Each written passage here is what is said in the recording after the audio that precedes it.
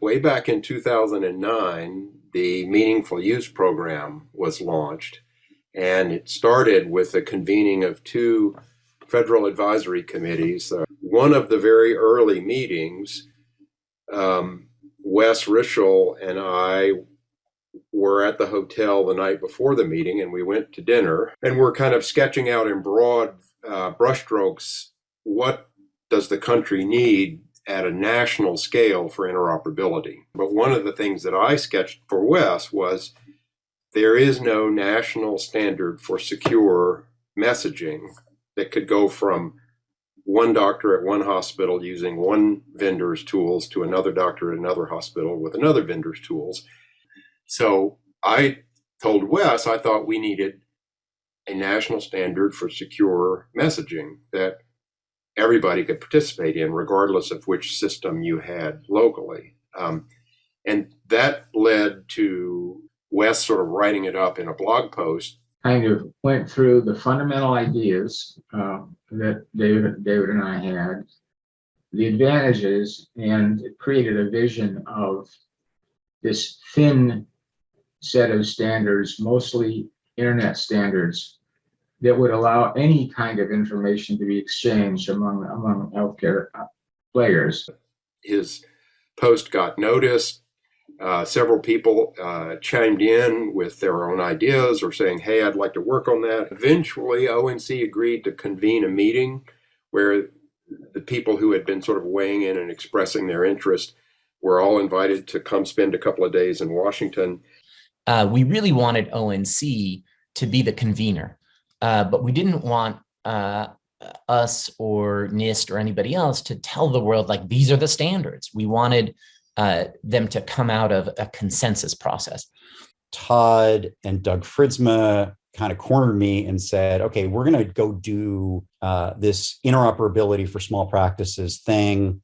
We want you to come and join the US federal government, do a tour of duty. We'll make it like a 6-month or a 9-month thing. You go in, do some work, get out, advance work for the nation. So after some soul searching, I said yes. We launched at HIMSS in 2010. I just went around to every EHR vendor, technology vendor, anybody sort of remotely in the space, and met with the senior most person that I could meet with, and said, hey, we're going to go do this. Is ONC you in? And to a person, everyone said yes. I was hoping to get 10 organizations really committed to go do this. I think by the time we launched our first meeting, we had 50 organizations in. We put together kind of an organizational endorsement list. I'm pretty sure we got up to almost 100 organizations on that list. So we pretty quickly came up with, okay, we're going to do everything in the open on a wiki with an open content license, put together a mission statement for what we were trying to go do, outlined an overall approach of we're going to go define the problem, come up with standards, get to prototypes, and get to production testing within a year. This, I felt, was going to be a critical piece in the interoperability story. Something pragmatic and accessible that everyone could rally around, that didn't require significant infrastructure investments and other multi-stakeholder engineering processes. We had some disagreements about what we thought the technologies should be. Myself and a couple others and folks felt like was maybe an interesting starting part was email. Let's try to really lower our standards here. Let's stop sending faxes and just start sending emails and get those into the record, and then we can build and build and build. So we decided to do a bake-off in the middle of 2010 where we're going to have teams that were going to be working together, transmitting messages together using their protocol of choice. So we did the bake-off of the 4 different technologies, just kind of showing the pros and cons of it, the philosophies by it, and then we did some show and tell. And when we did some of those first demos, especially the bake-off demos, I was quite proud of what we did because we tried to really draw out the sort of the potential of this thing. And we kind of finally reached an agreement with lots of conversation about how to use the basics of standard SMTP with some added security, also based on standards, but customized for healthcare, but also to make it backward compatible with the way IHE used XDR messaging in those sites, I think notably Epic sites that used XDR messaging.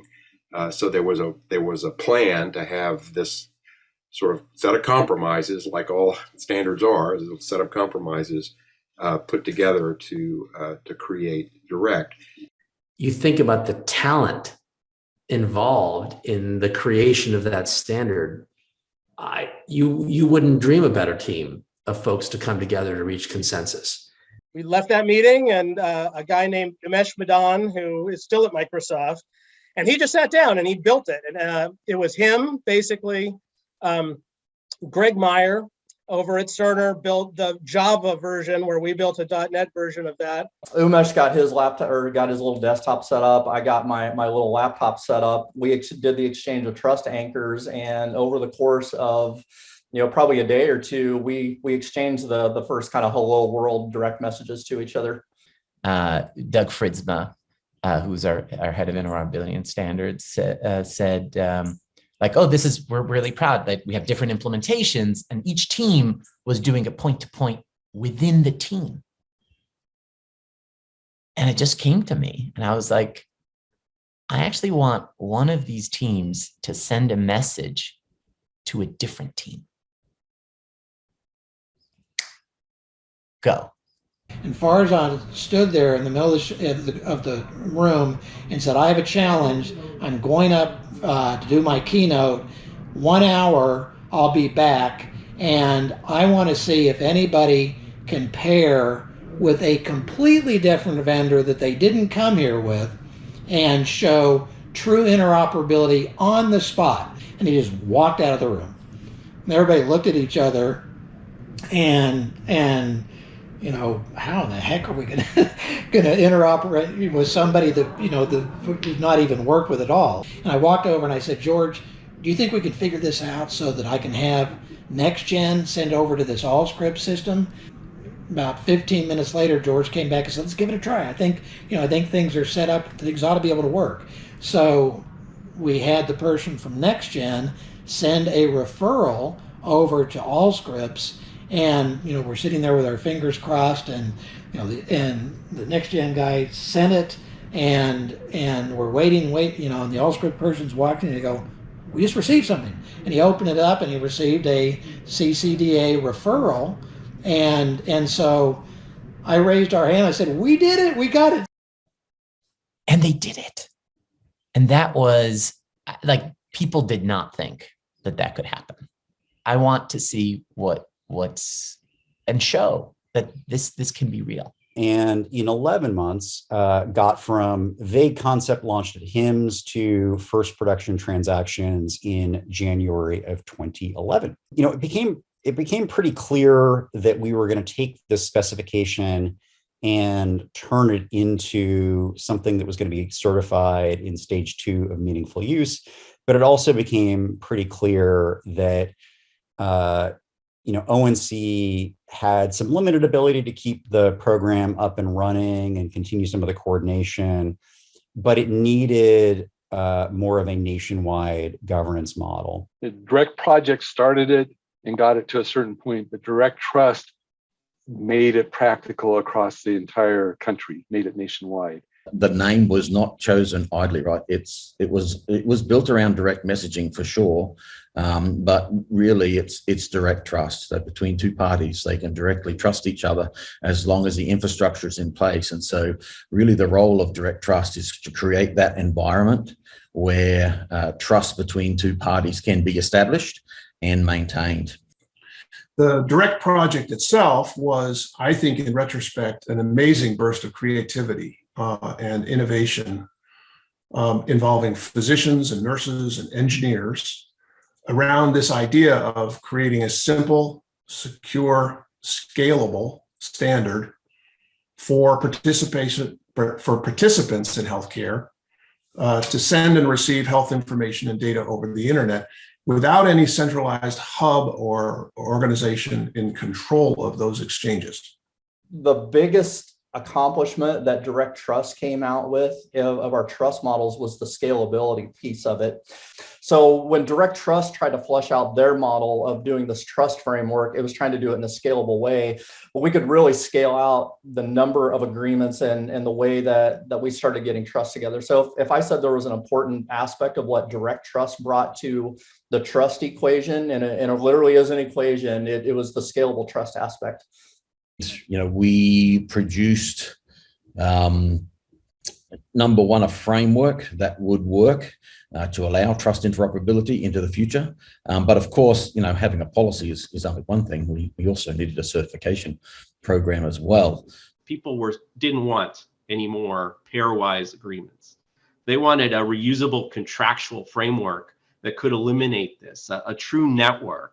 And backed by something that would make people comfortable in participating in the network, which was, the origins of the accreditation program. So accreditation is a simple way to know that a third party has both reviewed the security practices of a HISP and reviewed their technical practices and their implementation of the direct standard to make sure that the standard follows the protocols it's supposed to in every way, where trust is concerned and formation of messages is concerned. So it's really three pieces: federated service agreement, the trust anchor bundle piece, that piece with certificates, and then the accreditation, which I think makes this run. And the accreditation needed to be strong, and there was a lot of frustration with that, but the accreditation needed to be strong for this to have credibility.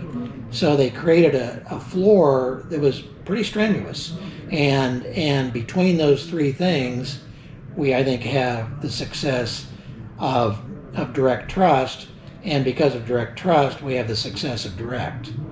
Being able to send direct messages became a component of the meaningful use requirements for electronic health records. At that point, it took off, and the major vendors developed direct interfaces. But once the facility was out there and people saw how easy it was to use, I think over time we saw uses that were much more meaningful than meaningful use. Large EMR vendors came to the table and wanted to be involved because a lot was at stake, and it was important to make sure that the right guardrails and bars for minimum security assurance were in place.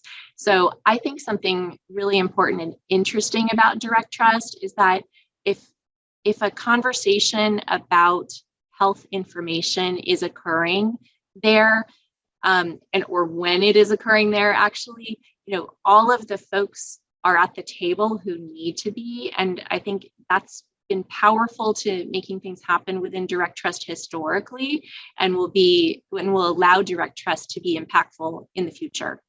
And I really look at DirectTrust as, again, this concept of nationwide governance with a not-for-profit is now a thing. We've got Care Quality, we've got Commonwealth, we've got a bunch of other organizations that are stood up. I think we understood from the very beginning that interoperability is a team sport, and it takes all of us working together. To provide a forum where we could work out solutions and we could collaborate on one level and compete on another. That's remarkable.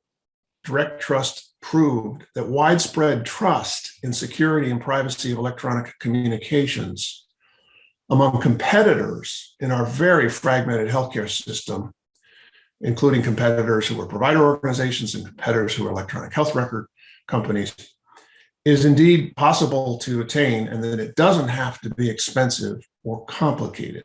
It takes two to interoperate. It's a dance, if I can do it and you can't, we can't interoperate, and that makes both of our customers unhappy. So from the beginning, there has been a really unusual collaborative spirit, unusual in a good way, a unique collaborative spirit amongst the entities working on this, who often are competitors. Because the piping is so ubiquitous now across hospitals and providers, there will continue to be more use cases. We're here today and you've got millions and millions and millions of transactions going over those networks, And you've got, in addition to the initial transitional care kind of use case, you've got newer use cases. Condition of participation last year leverages direct, very strongly. So, I think we've got a success story here.